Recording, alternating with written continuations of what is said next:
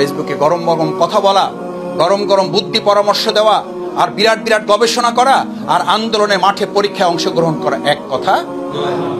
আমাদের এই আন্দোলনের একজন সহযোগী সমর্থকও শহীদ হয়েছে। আমাদের এই আন্দোলনের সিফা সালার আমিরে জামাত শহীদ মাওলানা মতিউর রহমান নিজামীও শহীদ হয়েছে। একটা আন্দোলনে এর চেয়ে আর বেশি কিছু করার প্রয়োজন আছে আমার কাছে তা মনে হয়। ফেসবুক যোদ্ধা থাকবে, ময়দানের যোদ্ধা। কিছু লোকেরা আমাদেরকে অস্থির করে ফেললো, মাসুদ ভাই এগুলো তো কিছু হবে না, এই আন্দোলনে কিছুই হবে না। তা আমি বললাম আপনারা কি করবেন, কি করতে চান?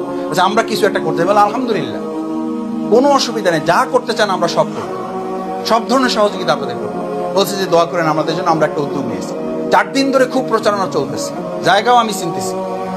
আমি জায়গার কথা বললাম না, জিনিসটাকে স্পেসিফাই করছি না, জায়গাও আমি চিনতেছি, টাইমও আমার কাছে আছে। আমি অপেক্ষা করছি 1 ঘন্টা আগে ধরে, 2 মিনিট পর পর ফোন দিচ্ছি, কি অবস্থা ভাই? আলহামদুলিল্লাহ, দোয়া করতেছি আপনাদের জন্য, আমাদের কোনো সহযোগিতা লাগলে বলেন। কোনো অসুবিধা নেই, আমরা চারপাশে আসি, ঘোরাঘুরি করতেছি, ইনশাল্লাহ সময় মতো আমরা আমাদের কর্মসূচি আমরা বাস্তবায়ন করবো। আলহামদুলিল্লাহ করেন। 5 মিনিট বাকি আছে, কয়জন আলহামদুলিল্লাহ আমাদের সব ঠিকঠাক আছে। 3 মিনিট, 1 মিনিট 30 সেকেন্ড বাকি আছে। আমি বললাম কি হলো, এখন তো আপনাদের মানে জায়গায় চলে আসার কথা। কয় যে আমরা একটু খোঁজাখুঁজির মধ্যে আছি। কত মিনিট বাকি আছে? সেকেন্ড বাকি আছে 30।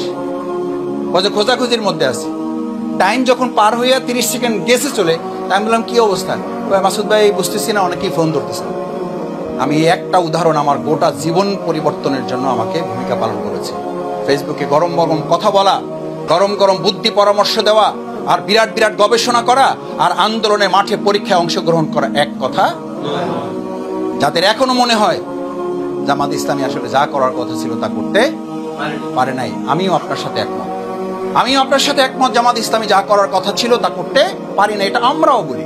আমাদেরও ভালো হতো আমরা যদি আরো কিছু করতে পারতাম, কিন্তু যা হয়েছে।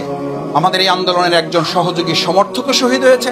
আমাদের এই আন্দোলনের সিফা সালার আমিরে জামাত শহীদ মাওলানা মতিউর রহমান নিজামীও শহীদ হয়েছে। একটা আন্দোলনে এর চেয়ে আর বেশি কিছু করার প্রয়োজন আছে আমার কাছে তা মনে হয় না। আল্লাহ তাআলা আমাদের শত দুর্বলতা থাকতে পারে, আল্লাহ মাফ করুন আমাদের, কিন্তু এই শাহাদাতের একজন সহযোগী, একজন শুভাকাঙ্ক্ষী, একজন শুভানুদ্দায়ী, পুরো একটা পরিবার শহীদ হয়ে যাওয়া এবং আমাদের নেতৃবৃন্দের শাহাদাতের এই ঈমান দীপ্ত ভূমিকা গোটা পৃথিবীর আনাচে কানাচে নয়, শুধু গোটা বাংলাদেশে একজন বিপ্লবের পতাকা উড্ডীন করবে ইনশাআল্লাহ। আমাদের সমস্ত দুর্বলতা হয়তো একদিন পর্যালোচনা হবে, কিন্তু এই শাহাদাতের রক্ত ব্যর্থ। সুতরাং বলা আর করা এক কথা। আপনার হকের উপর অবস্থানটা, হকের দাওয়াতটা এমন হবে যেন শুধু আপনি কাজ করবেন না, আপনার অন্যের জন্য কাজটা কি হবে অনুপ্রেরণা এবং উৎসাহেরও কারণ হবে।